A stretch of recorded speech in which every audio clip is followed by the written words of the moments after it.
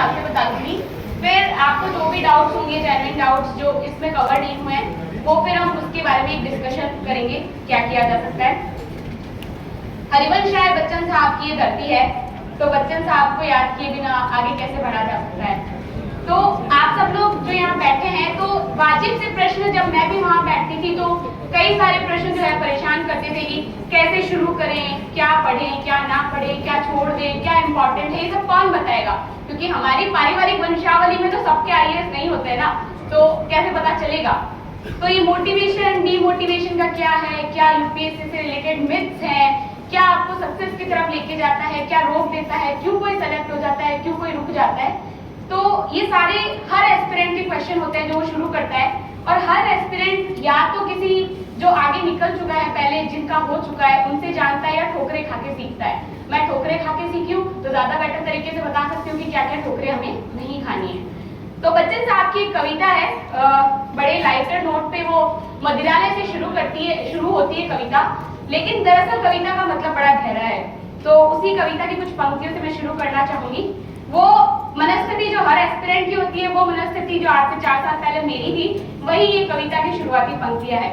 मदिरालय जाने को घर से चलता है पीने वाला, असमंजस में है भोला भाला, अलग अलग पथ बतलाते सब, पर मैं यह बतलाता हूँ, राह पकड़ तू एक चला चल, पा जाएगा मधुशाला, राह पकड़ तू एक मधुशाला की राह नहीं पकड़नी है, पाठशाला की राह पकड़नी है। वो उस कंटेक्स्ट में मैंने बोला, ये नहीं कि कल को मैडम ने बोला था कि मदिरालय की राह पकड़ लेना, ये नहीं करना है। तो वो एक राह, कौन सी राह है जो आपको लेके जाती है उस मंजिल तक जिसके सपने आप सबने बुने हैं। तो मेरा एक संक्षिप्त परिचय मैं दूंगी, जिससे आपको एक आइडिया होगा कि क्या बैकग्राउंड मेरा रहा है। मेरी स्कूलिंग आदर्श विद्या मंदिर से हुई है 8th क्लास तक। तो आगे जब आप मुझे ये प्रश्न पूछेंगे कि मैडम इंग्लिश मीडियम से एमबीबीएस करने के बाद हिंदी मीडियम क्यों लिया, तो उसका उत्तर आदर्श विद्या मंदिर पहला उत्तर है। मेरी स्कूलिंग जो है वहीं से हुई है, तो हिंदी भाषा पर एक मजबूत पकड़ वहाँ उस स्कूल से मुझे मिली थी। 9th, 10th, 11th, 12th मैंने गवर्नमेंट स्कूल से किया है, तो वहाँ से मुझे सेल्फ स्टडी की इंपॉर्टेंस पता चली। गवर्नमेंट स्कूल में एक फैकल्टी के साथ आपको भी अपने आप पे एफर्ट करने होते हैं, तो सेल्फ स्टडी का इंपॉर्टेंस मैंने वहाँ से सीखा।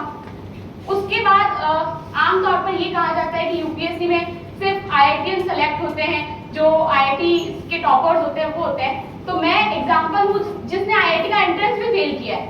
तो 11th, 12th में मेरे पास मैथ्स थी, और कल्पना चावला को हम सब देखते हुए बड़े होते हैं, एरोनॉटिकल इंजीनियर बनना था। ड्रॉप लिया 12th के बाद, एक आईआईटी के लिए कोटा गए, सब कुछ किया। बट ये होता है ना कि 11th, 12th में वो एडवांस एक प्रिपरेशन जो होनी चाहिए आईआईटी के लिए, वो नहीं थी कहीं ना कहीं, तो नहीं हुआ, आईआईटी फेल हो गए। अब क्या करें, तो मेरे पास 12th में मैथ्स और बायो दोनों थी। तो फिर ये डिसीजन लिया गया कि आईआईटी नहीं तो एनआईटी भी नहीं, तो वो कहीं ना कहीं फिर मेडिकल की तरफ डाइवर्जन हुआ। फिर से ड्रॉप लिया, मेडिकल की प्रिपरेशन की। पहला नीट मैंने दिया था, जब पहली बार नीट आया था, तो हमारे जो टीचर थे वो कहा करते थे ये सोने का अंडा है, इस बार जिसने ले लिया उसके लिए बड़ा आसान है। तो वो दिमाग में एक सोने का अंडा चलता था कि पेपर टफ आएगा, शुरू का किसी को नहीं पता कैसा आएगा, तो पढ़ लो, पढ़ लिए, निकल गया। फिर मैंने एमबीबीएस किया जोधपुर से, ऐसे मेडिकल कॉलेज से, गवर्नमेंट मेडिकल कॉलेज है, राजस्थान का 2nd नंबर का कॉलेज है। उसी दौरान कहीं ना कहीं बचपन में ये होता है, हमारे अंदर होता है, लेकिन चीजें सॉलिड प्लान के रूप में लाइफ के लेटर एजेस में आती हैं। तो एमबीबीएस के दौरान फिर एक सॉलिड प्लान बना कि नहीं, यूपीएससी की तैयारी करनी है। और कैसे बना, जैसे मैं स्टूडेंट काउंसिल में लिटरेरी सेक्रेटरी थी, तो कहीं ना कहीं लीडरशिप का, मैनेजमेंट का एक एक्सपीरियंस हुआ, कैसे काम किया जा सकता है, हॉस्पिटल के कुछ एक्सपीरियंस हुए। उसमें एक बहुत मैं कहूँगी कि वाटरशेड मोमेंट जो होता है, एक टर्निंग पॉइंट जो होता है, वो मेरे लिए ये था कि मैं जूस पीने जाती थी। हमारे हॉस्टल से हॉस्पिटल थोड़ा डिस्टेंस पे था, तो हम लोग एक जगह जूस पीने जाते थे। तो वहाँ एक लड़की चाबी छल्ला बेचती थी। तो तब मैं 3rd ईयर में थी, तब हम थोड़ा थोड़ा डायग्नोसिस सीख रहे थे, पूरा नहीं आता था पर अंदाज लगाना सीख रहे थे। तो उस लड़की को मैंने देखा, उसकी आंखें एकदम पीली पीली थी। तो मैंने उसको बुलाया, वो वही मुझे बोल रही थी कि पेन खरीद लो, चाबी छल्ले खरीद लो। तो मैंने उसको बोला ये तो खरीदेंगे, पर तुम पहले इधर आओ, तुम्हारी आंखें बड़ी पीली है, ऐसा क्यों है? तो बोलती है तो बड़े लंबे समय से आंखें पीली। तो मैंने कहा बेटा ऐसा है, तुम्हें हो गया पीलिया, तो तुम यहाँ जो पास में हॉस्पिटल है तुम वहाँ जाओ और दिखाओ।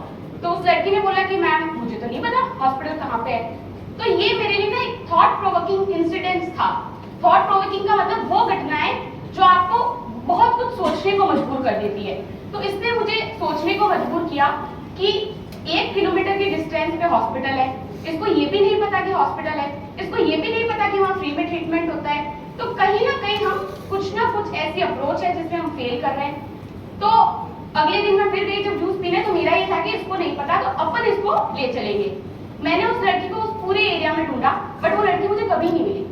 तो उसकी जो पीली आंखें थी, कई बार क्या होता है कुछ ऐसे दृश्य होते हैं जो आपको सोने नहीं देते हैं, तो वो जो पीली आंखें थी, उन पीली आंखों ने मुझे कई दिनों तक सोने नहीं दिया।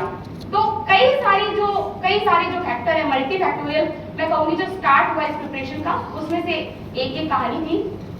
फिर शुरू किया 2019 में मेरा खत्म हुआ MBBS इंटर्नशिप। तो 2019 वाला जो फाउंडेशन 27 बैच था दृष्टि का, उसमें मैंने स्टार्ट किया। तो यहाँ पे एक प्रश्न बार बार सारे बच्चों का आता है कि क्या करें, कोचिंग लें या ना लें, ले तो कहाँ से लें, कब लें, ग्रेजुएशन से पहले लें, बाद में लें। तो कुछ प्रश्नों का उत्तर मैं अपने अनुभव से यहाँ देती हूँ। 2019 में मेरी ग्रेजुएशन खत्म होने के बाद मैंने कोचिंग स्टार्ट की थी। तो मैं किसी भी बच्चे को जो अभी ग्रेजुएशन में है, मैं ये कहूंगी कि क्योंकि इस सारी प्रिपरेशन का एक बहुत इंपॉर्टेंट पार्ट है इंटरव्यू। इंटरव्यू 275 मार्क्स का होता है। आमतौर पर लोग ये कहते हैं कि 1750 नंबर का मेंस है और 275 नंबर का इंटरव्यू है, तो अगर मेंस ही हम अच्छे से कर ले गए तो इंटरव्यू ठीक ठाक होगा तो काम चल जाएगा। मेरे केस में आप देखेंगे कि मेरे मेंस के जो मार्क्स है वो बहुत एवरेज मार्क्स हैं। और जब ये मेंस मेरा निकला था तो कहीं ना कहीं ये था कि इंटरव्यू में आप जान झोंक देनी है, क्योंकि ये मौका बार बार नहीं आता कि आपका मेंस निकल जाए। तो वो इंटरव्यू की प्रिपरेशन जो है मुझे 204 मार्क्स मिले हैं इंटरव्यू में, जो कि अभी तक ये 275 नंबर वाला स्टार्ट हुआ है। संभवतः ये पिछले कई सालों का जो है हिंदी मीडियम के किसी बच्चे ने 200 क्रॉस नहीं किए और वो मुझे मिले। तो उसमें क्या कैसे आप लोग 204 की बजाय 210 पा सकते हैं, कैसे मैं अगले अटेम्प्ट में 204 से ऊपर पा सकती हूँ, तो ये सारी चीजें जो है हम यहाँ डिस्कस करेंगे। तो ये जो पहला प्रश्न है कि तैयारी कब करें, ग्रेजुएशन के दौरान या ग्रेजुएशन के बाद, तो मैं ये कहूंगी कि ग्रेजुएशन के दौरान आप अपने व्यक्तित्व निर्माण पर ध्यान दें। उसका एक कारण है, क्योंकि हम सारे बच्चे ऐसे स्कूल से नहीं आते हैं जहाँ प्राइमरी क्लास से ही हमारी जो है ऐसा एक पर्सनालिटी डेवलपमेंट का एस्पेक्ट किया जाए।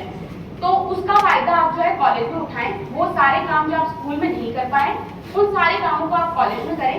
अपने अंदर अपनी कैपेसिटी को बिल्ड करना, अपनी स्ट्रेंथ को पहचानना और अपनी वीकनेस पे काम करना, ये इसके लिए आपको एक अच्छी अपॉर्चुनिटी, एक अच्छा स्टेज जो है वो कॉलेज देता है। और उसमें रेंज ये होनी चाहिए, जैसे मैंने कॉलेज में खूब इवेंट्स ऑर्गेनाइज करवाए, तो ये नहीं होना चाहिए कि इवेंट ऑर्गेनाइज कराए तो जाके पोडियम पे खड़े हो गए। आपका रेंज ये होना चाहिए कि आप वहां उस ग्राउंड के कचरे को उठा के डस्टबिन में डालने से लेके अकेले माइक होल्ड कर पा रहे या नहीं कर पा रहे हैं। तो ये एक डाइवर्सिटी लेके आएगा आपकी पर्सनालिटी में, एक विनम्रता लेके आएगा जो वहां इंटरव्यू के दिन आपके आंसर्स पे दिखेगी। ये जो लोग कहते हैं कि ये मैम बड़ा पोलाइट बोलते हैं, ये सर बड़ा हम्बल बोलते हैं, इनकी तो वॉइस वो है, तो ये आता नहीं है, ये डेवलप किया जाता है। हर कोई इस चीज को ओवर द टाइम डेवलप करता है। तो ये पहला प्रश्न हो गया, ग्रेजुएशन तक ये सब करें। ग्रेजुएशन के बाद अब जब आया दूसरा प्रश्न कि क्या किया जाए, क्या कोचिंग की जाए या सेल्फ स्टडी की जाए। मैंने इसका जो डिसीजन लिया, मैंने इस डिसीजन को लेने में कम से कम मेरा जो इंटर्नशिप का पूरा समय है, जो 1 साल है, वो पूरा टाइम लगाया कि क्या किया जाए, कोचिंग की जाए या नहीं की जाए। मैं ह्यूमैनिटीज बैकग्राउंड से नहीं आती हूँ, मेरा मेडिकल साइंस बैकग्राउंड था, तो कई सारी चुनौतियां थी। सबसे पहले तो माध्यम को लेकर चुनौतियां थी, ऑप्शनल को लेकर चुनौतियां थी, खुद से पढ़े या फिर वहां जाके पढ़े, ये चुनौतियां थी। तो इन सारे प्रश्नों का ये निर्णय लिया गया कि कोचिंग की जाए। कोचिंग इसलिए की जाए क्योंकि बेस अपना नहीं है, और आप लोग जब मीन्स देंगे ना, जैसे मैंने इस बार मीन्स दिया, मेरा फर्स्ट मीन्स था, बट मैंने इस चीज को रियलाइज किया वहां कुछ याद नहीं आता रटा हुआ, वहां सब वही याद आता है जो आपने कंसेप्ट बिल्ड किया है। तो कंसेप्ट बिल्ड करके जो आप जाएंगे वही आपको 3 घंटे लिखेंगे, वरना पंखा देखना पड़ सकता है, ठीक है। तो पंखा देखने की नौबत ना आए, इसलिए अभी भी पंखे नहीं देखे, क्लास पे ध्यान दिया करें और सब सुना करें। तो इसके बाद कोचिंग करने का डिसीजन लिया गया। मैं दिल्ली गई, फाउंडेशन मेरे सामने, तब रीजनल सेंटर था नहीं, जयपुर दृष्टि नहीं खुला था, तो दिल्ली एक ऑप्शन था, तो वो किया गया। हिंदी मीडियम मैंने क्यों लिया, ये एक प्रश्न आता है। हिंदी माध्यम मैंने क्यों चुना, ये एक प्रश्न आता है। तो हिंदी माध्यम चुनने की वजह ये थी कि मेरी हिंदी भाषा पर पकड़ जो है अच्छी थी, और मैं ये मानती हूँ कि जब भी किसी रणभूमि में आप उतरते हैं, चाहे वो जीवन हो चाहे परीक्षा हो, तो अपने बेहतर से बेहतर हथियार से हमें लड़ना है। क्योंकि ये नहीं हो सकता कि कोई और तो एकदम उन्नत हथियार से ब्रह्मास्त्र लेके आ रहा है, हम कह रहे हैं हम तो भाले से ही लड़ेंगे, है ना। तो ये सब नहीं करना है, अपने को अपनी ताकतों को पहचानना है। और मुझे ये पता था कि मेरी ताकत हिंदी है। मेरे साथ वाले सारे बच्चों ने इंग्लिश मीडियम लिया था, कई सारे डॉक्टर्स उस प्रोसेस में तैयारी कर रहे थे, बट मैंने हिंदी को चूज किया, और ये फाइनली एक सही डिसीजन भी रहा, ये आज समझ में आता है। तो फिर हिंदी ऑप्शनल की बारी आई कि कौन सा ऑप्शन लिया जाए। तो डॉक्टर्स यूजुअली एंथ्रोपोलॉजी ऑप्शन को चूज करते हैं, पर क्योंकि मुझे ये था कि अगर मैं हिंदी साहित्य चूज करता, मुझे कोई आइडिया नहीं था विकास दिव्य कीर्ति सर का, बस नाम पता था कि दिव्य कीर्ति सर कोई हैं जो दिल्ली में कोचिंग चलाते हैं, दैट्स इट। कोई पूरे परिवार में कोई कहीं पर कोई नहीं जो ये बता दे कि कौन सा ऑप्शन लिया जाना चाहिए, कैसे किया जाना चाहिए, कोचिंग कौन सी की जानी चाहिए। जब मैं पहली बार दिल्ली गई थी तो मैं ये बता रही हूँ, मुझे मुखर्जी नगर का मेट्रो स्टेशन जीटीबी नगर है, ये भी किसी ने बताया था, किसी फ्रेंड के थ्रू जिनके पहले कोई नॉन कोचिंग कर चुके थे, तो वो उनके साथ हम गए, उन्होंने हमें बताया कि ये मुखर्जी नगर है, यहाँ आपको आना है। तो हमने वहां से शुरू किया है। उसके बाद हिंदी माध्यम से हिंदी लिटरेचर ऑप्शन वाला, तो मैंने क्या किया था, बड़ा भावनात्मक डिसीजन नहीं लिया था। मैंने दृष्टि की वेबसाइट पे जाके, तब क्योंकि इतना तो समझ आ रहा था कि दृष्टि की वेबसाइट से कुछ देखा जा सकता है, तो दृष्टि की वेबसाइट पे मैं गई, तो हिंदी साहित्य का एक डिस्टेंस लर्निंग प्रोग्राम के नोट्स थे, तो मैंने वो नोट्स ऑर्डर किए। वहाँ जब मैं इंटर्नशिप कर रही थी तो मैंने उनको थोड़ा देखा, प्रीवियस ईयर के क्वेश्चन पेपर देखे, सब कुछ देखा, तो मुझे ये तो समझ में आ गया कि ये सब्जेक्ट मेरे टेम्परामेंट के अकॉर्डिंग है, मैं इस सब्जेक्ट को कर सकती हूँ। पर ये भी मुझे समझ में आया कि इसमें कई चीजें ऐसी हैं जो मैं किसी की मदद के बिना नहीं कर सकती हूँ, मुझे किसी ना किसी की हेल्प की जरूरत है। तो फिर मैं दिल्ली गई, ये डिसीजन लिया गया, और लकीली ये रहा कि जब मैं गई दिल्ली, उसके थोड़े दिनों बाद ही विकास सर का लाइव बैच स्टार्ट होने वाला था। तो जो वो कहीं ना कहीं एक द्वंद्व था कि हिंदी साहित्य लिया जाए या नहीं लिया जाए, वो द्वंद्व वही खत्म हो गया जब ये पता चला कि अच्छा सर लाइव क्लास दे रहे हैं, फिर तो पढ़ रहा ही है, कोई डाउट ही नहीं है। तो लाइव क्लास मैंने ली, वो बैच हमारा जो आज आप पढ़ते हैं 157 क्लासेस के अराउंड, हम उस बैच के स्टूडेंट थे, और 8 महीने हमारा तबीयत से सर ने वो बैच चलाया, और एकदम ठार के, हमारे राजस्थान में कहते हैं ठार के एकदम धीरे धीरे तो सर ने वो पढ़ाया।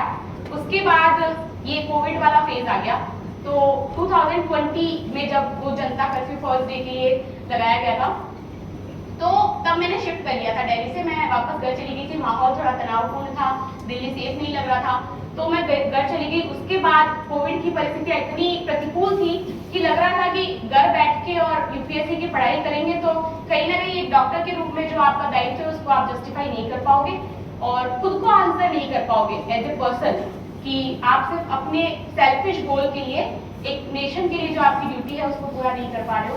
तो फिर तैयारी छोड़ी गई, हॉस्पिटल ज्वाइन किया गया, और कोविड में पीपीई किट वाला मसला था, 24 आवर्स की ड्यूटी रहती थी, तो इस तरीके से चीजें हुई, और कई बार 72 आवर्स की ड्यूटी की। मुझे एक बार याद है मैंने 96 आवर्स की ड्यूटी की थी, तो मेरे जो स्टाफ थे वो कहते थे मैम अब तो गिर जाओगे, यूपीएससी छोड़ो, पहले आप अपने आप को संभालो। तो वो भी परिस्थितियां देखी है, पर तब मैंने 2 अटेम्प्ट दिए थे, 20 वाला और 2021 वाला। पहले वाले अटेम्प्ट में तो ये भी नहीं पता था कि लक्ष्मीकांत क्वालिटी की बुक होती है क्या, तो यहाँ हाँ जेन्युइनली नहीं पता था, और मुझे ना इस बात पे कोई शर्म भी नहीं है, क्योंकि हमें कोई नहीं समझ नहीं थी कि अटेम्प्ट कब दिया जाना चाहिए, कब आप प्रिपेयर्ड हो इस चीज के लिए। तो यहाँ मैं एक और चीज आपको बता सकती हूँ कि कब आप प्रिपेयर्ड हो, क्योंकि हर अटेम्प्ट में ये लगता है कि इस बार तैयारी नहीं है, अगली बार दे देंगे, क्योंकि ह्यूमन ब्रेन की ना एक नेचर होती है, स्किप करने की नेचर, एस्केप करने की नेचर, भागने की प्रवृत्ति होती है हमारी, मुश्किल चीजों से भागो आसान चीजों की ओर। तो हमें तो आसान को हमने चुना नहीं था, हमने तो कहा नहीं पड़ी कॉलेज, तो कोई बात नहीं, हम तो अटेम्प्ट देंगे। तो दिया, अटेम्प्ट नहीं हुआ, और फिर दूसरा अटेम्प्ट कोविड की जॉब के साथ दिया था, वो भी नहीं हुआ। तो ये चीज समझ में आ गई कि ये जो एक पाथ ब्रेक हो गया है पिछले 2 सालों से, आप अपनी तैयारी पे ध्यान नहीं दे पा रहे हो, वो इसलिए नहीं कि मैं जॉब के साथ मैनेज नहीं कर पाई थी, इसलिए कि मैं एक नॉन सीरियस एस्पिरेंट हो गई थी। मैं कई सारे ऐसे एस्पिरेंट को देखती हूँ, मैं खुद वो एस्पिरेंट रह चुकी हूँ, जो प्रिटेंड करते हैं कि हम तैयारी कर रहे हैं, पर वो तैयारी नहीं कर रहे होते हैं। प्रिटेंड का मतलब क्या होता है, वो काम जो आप नहीं कर रहे हो पर आप ऐसा कह रहे हो कि मैं कर रहा हूँ। तो मैं उस 2 साल में सबको ये लगता था कि मैं तैयारी कर रही हूँ, मैं हॉस्पिटल जाती थी, वापस आती थी, पढ़ते थे नहीं, लाइब्रेरी ज्वाइन नहीं की थी, तो नहीं हुआ, तो अटेम्प्ट नहीं हुआ। थर्ड अटेम्प्ट जब था, ये मार्च 2022 में, मुझे याद है मैंने उस वक्त सर को मैसेज ड्रॉप किया था और उस वक्त ना फरवरी में ही दिल्ली में प्रीलिम्स मेंटरशिप प्रोग्राम स्टार्ट हुआ था। मेरा दिल्ली जाने का प्लान नहीं था, तो उसके लिए जो एग्जाम हुआ था वो एग्जाम मैंने नहीं दिया था। तो अब एग्जाम नहीं दिया है, और जब क्या होता है कि एक सेंटर पे कुछ ऐसी व्यवस्थाएं होती है जिसका फायदा बाकी एस्पिरेंट्स उठा रहे हैं, आपके साथ वाले उठा रहे हैं, और आप एक रीजनल सेंटर पर, तब मैं जयपुर रहा करती थी उन 2 सालों में, तो आपको फायदा नहीं मिल रहा, तो कहीं ना कहीं ये लगता है कि हम पीछे छूट रहे हैं। तो वो एक सेंस मेरे में भी था कि पीछे छूट रहे हैं, पता नहीं वहां क्या पढ़ा रहे होंगे, पता नहीं कौन से नोट्स दे रहे होंगे, मेरे पास तो ये सब नहीं है। तो मैंने सर को मैसेज ड्रॉप किया कि सर कैसे भी कीजिए, ये मुझे ऑनलाइन चाहिए कि चाहिए, आप कैसे भी मुझे प्रोवाइड करवाइए और मुझे ये अटेम्प्ट बड़ा सीरियस तरीके से देना है। तो सर ने मुझे अपनी टीम के एक वरिष्ठ सदस्य के नंबर दिए और जो मेंटरशिप प्रोग्राम का हिस्सा थे, तो उनके मुझे नंबर देके सर ने बोला आप इनसे एक बार बात कीजिए। तो मैंने उन सर को कॉल किया। मुझे याद है अभी भी 21 मार्च को तारीख थी और 22 मार्च को मैंने तैयारी शुरू की थी, और वो तैयारी शुरू करने की जो वजह थी वो 21 मार्च का जो 1 घंटे का कन्वर्सेशन था वो था। तो मैंने उन सर को कॉल किया, मेरा परिचय दिया, तो सर बोले कि अरे तुम्हारे बारे में तो हमें पता है, तुम इस बार इंटरव्यू दे रही हो। तो वो एक जो लाइन थी कि तुम्हारे बारे में तो हमें पता है, तुम इस बार इंटरव्यू दे रही हो, चलो आगे डिस्कस करते हैं प्रीलिम्स कैसे निकालना है। तो वो अगले 2 महीने के लिए मेरे लिए एक ना स्लैंग बन गया, जो कहते हैं ना मोटिवेशनल स्पीच वाली वो लाइन मैंने पकड़ ली कि इंटरव्यू तो देना है तो प्रीलिम्स निकालना पड़ेगा, सबको अपने ऊपर इतना भरोसा है। मेरे साथ ना हमेशा मोटिवेशन का या ये कहे डीमोटिवेट नहीं होने की एक बहुत बड़ी वजह, मतलब मैं बहुत डीमोटिवेट होती थी, बट हर बार जब मैंने गिव अप नहीं किया उसकी एक बहुत बड़ी वजह थी विकास सर की मुझसे जो उम्मीद थी, क्योंकि सर की मुझसे एक्सपेक्टेशन बहुत ज्यादा थी। तो मुझे लगता था कि अगर मैं नहीं पढ़ती हूँ तो मेरे साथ तो ये अन्याय यही है, लेकिन ये मैं एक उस व्यक्ति के साथ भी अन्याय कर रही हूँ जो आपसे आशा रखता है। उन्होंने मुझे कहा, 22 मार्च से मैंने तैयारी स्टार्ट की, जयपुर में ही मैंने लाइब्रेरी ज्वाइन की। और ये जो एक प्रश्न बार बार आता है कि रीजनल सेंटर से आप तैयारी कर सकते हैं या नहीं कर सकते, आपको एक बड़ा ग्रुप चाहिए, कोई है नहीं साथ में, डिस्कशन किससे करें, तो इसका आंसर मेरी इस प्रीलिम्स की तैयारी में आप देख सकते हैं। 22 मार्च से 5 जून तक ये पहली बार था कि मैंने यूपीएससी के लिए ढंग से पढ़ाई की, कायदे से, कि कायदे से लक्ष्मीकांत उठाई, कायदे से स्पेक्ट्रम उठाई, कायदे से उन एरियाज को आइडेंटिफाई किया जो आपको प्रीलिम्स निकलवा सकते हैं।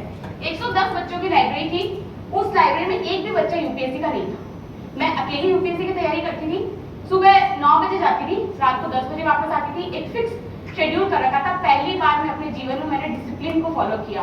अदरवाइज मैं रात को पढ़ती हूँ, 12 बजे 2 बजे उठना, फिर खाना खाना, नाश्ता स्किप वाले लोग आ गए हम। तो वहाँ पहली बार मैंने सुबह 9 बजे उठना, रेगुलर तरीके से लाइब्रेरी जाना। और ये किस लिए इम्पोर्टेंट है, ये मैं क्यों इस पे इतना एम्फेसिस कर रही हूँ कि डिसिप्लिन यहाँ आया, क्योंकि उससे पहले के जो 2 साल थे उसमें कुछ ऐसी परिस्थितियां थी। मैं आपको बता रही हूँ कि मैं वो लड़की थी जो 24 में से 18 घंटे 20 घंटे सोया करती थी, क्योंकि मैं इतना तनाव में थी, कुछ चीजें मैं मैनेज नहीं कर पा रही थी। बट अच्छे लोग जब आपकी लाइफ में होते हैं तो वो चीजों को मैनेज कैसे करवाते हैं। तो मेरे एक सीनियर थे, उन्होंने मुझे हेल्प किया, उस 18-20 घंटे की नींद से मैं निकल के फाइनली 14-15 घंटे की पढ़ाई तक आई। उसके लिए बहुत एफर्ट्स कुछ के लोगों ने किए।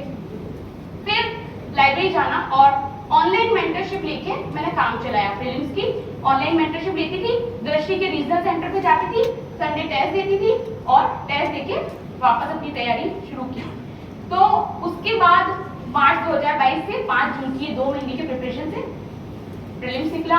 और प्रीलिम्स निकलने के बाद फिर जब सर से स्कोर का डिस्कशन हुआ, हालांकि सबको उम्मीद थी, सर ने कहा तुरंत दिल्ली आ जाओ, पर मुझे भरोसा नहीं था। मैंने वेट किया प्रीलिम्स का रिजल्ट आने तक और फिर फाइनली हम 25 जून को हम दिल्ली गए। और 1 जुलाई के आसपास, क्योंकि रूम्स का कुछ इश्यू था, मैनेज नहीं हो पाया, 1 जुलाई के आसपास मैंने तैयारी शुरू की मेंस की। और फिर मेंस के लिए 2-3 बातें कि भाई जैसे मेंटरशिप प्रोग्राम वहाँ चलता है मेंस का, तो कुछ चीजें मैंने उसकी फॉलो की, कुछ चीजें फॉलो नहीं की। फॉलो की इसलिए सिलेक्शन हुआ, फॉलो नहीं की इसलिए 381 आई, वरना कुछ बेहतर होता। तो उनके बारे में भी हम डिस्कस करेंगे। मेंस निकला, तो मेंस कैसे निकला ये स्टोरी बड़ी इंपॉर्टेंट है, क्योंकि मैं मेंटरशिप प्रोग्राम में जाती थी पर मेरे पास टाइम बहुत कम था, क्योंकि प्रीलिम्स तक कोई तैयारी नहीं की थी। तो अब इन 2 महीनों में सब कुछ करना है। और ये सोचिए कि आपका जो ऑप्शनल है वो आपने मैंने 4 अगस्त 2019 को, मुझे लगता है सर की लास्ट क्लास थी, तब मैंने मेरा ऑप्शनल लास्ट पढ़ा था, उसको पैक किया। प्रीलिम्स में तो आता नहीं है तो वापस क्यों खोलना है, प्रीलिम्स से नहीं निकला, तो उसको पैक किया एकदम टेप वेप लगा के। तो दिल्ली आई, मुझे अच्छे से याद है 1 अगस्त को मैंने 3 साल बाद, एग्जैक्टली 3 साल बाद वो ऑप्शन खोला। तो ऑप्शन की कोई तैयारी नहीं थी, 1 ही महीने में जो पढ़ना था, रिवीजन करना था, सब कुछ वहीं से किया गया। जनरल स्टडीज के कोई नोट्स नहीं अपने पास, अपन तो मुंह उठा के आए थे। पहली बार जब मैं मेंटर सर से मिली थी, विवेक राय सर से, मेरे पेरेंट्स साथ में थे, तो सर से मिली, सर ने पूछा क्या तुम्हारा ये तैयार है? मैंने कहा हाँ, ये ये तो वो इतना लंबा चला ना 10 मिनट तक। तो सर बोले क्या तैयार करके? मैंने कहा सर मैं आ गई हूँ, बस हमारा कुछ तैयार नहीं है। तो उस कुछ तैयार नहीं है से फिर आगे बढ़े। तो मेंस मेंटरशिप कैसे होती है, क्या होती है, तो जब अभी हम प्री मेंस की तैयारी कैसे करते हैं उस पर डिस्कस करेंगे। पर मुझे याद है 16 सितंबर से हमारा जो है पेपर होना था मेंस का। और ये जो लगता है ना कि सारे एस्पिरेंट जब यहाँ आ जाते हैं तो सबके संघर्ष ना अलग लगने लग जाते हैं। जैसे लगता है इनकी लाइफ में तो खुशियां पहले से होएगी, किसी की लाइफ में खुशियां नहीं होती। बुद्ध भगवान कह के गए सर्वम दुखम दुखम, तो सबके जीवन में दुख है, बस दुख का प्रकार थोड़ा अलग है सबका। किसी का जो है इकोनॉमिकल है, किसी का मेंटल साइकोलॉजिकल स्ट्रेस है। पर स्ट्रेस सबकी लाइफ में, चाहे वो कोई एस्पिरेंट हो, चाहे वो उधर हो चाहे इधर हो। तो उसी प्रोसेस में मेरी जो बेस्ट फ्रेंड है उनकी मदर एक्सपायर हो गई थी, तो हम साइकोलॉजिकली बड़ा अनस्टेबल थे, आंटी मेरी बड़ी क्लोज थी। और जब मैं गई 1 वीक पहले, तो मैंने विवेक सर से जो मेरे मेंटर थे उनको मैंने ये कहा कि सर अब यहाँ स्ट्रेस बहुत ज्यादा आ रहा है, मैनेज नहीं हो पाएगा, जयपुर मेरा सेंटर है मेंस का, तो मैं वहीं जाती हूँ। और मेंटरशिप में ना हमें कुछ क्वेश्चन आंसर्स मिलते थे, लगभग 800-900 के क्वेश्चन थे। तो मैंने कहा ये जो जीएस के चारों पेपर है ये मैं ले जाती हूँ, ऑप्शनल बीच के 5 दिनों में रिवाइज किया जाएगा, इनको मैं 7 दिनों में पढ़ लूंगी और मैं मेंस दे दूंगी। मैं वहां से बैठी ट्रेन में, और जब मैं ट्रेन में बैठी तो मेरे घर से रिपोर्ट आई मेरे दादाजी की। मेरे दादाजी तब बीमार चल रहे थे, तो मैंने वो रिपोर्ट देखी। वो रिपोर्ट एग्जैक्टली वही रिपोर्ट थी जो मेरी जब बेस्ट फ्रेंड को हमने लूज कर दिया था 14 अगस्त को, 13-14 अगस्त की रात को। तो मुझे ये लगा कि ये ठीक नहीं होगा अगर हम इस टाइम पे मेंस दें। मैं घर गई, वहां से जयपुर नहीं गई, घर गई। घर जाके और जो सिचुएशन थी वो वाकई बड़ी खराब थी। 11, 12, 13 सितंबर, मतलब आपका 2 दिन बाद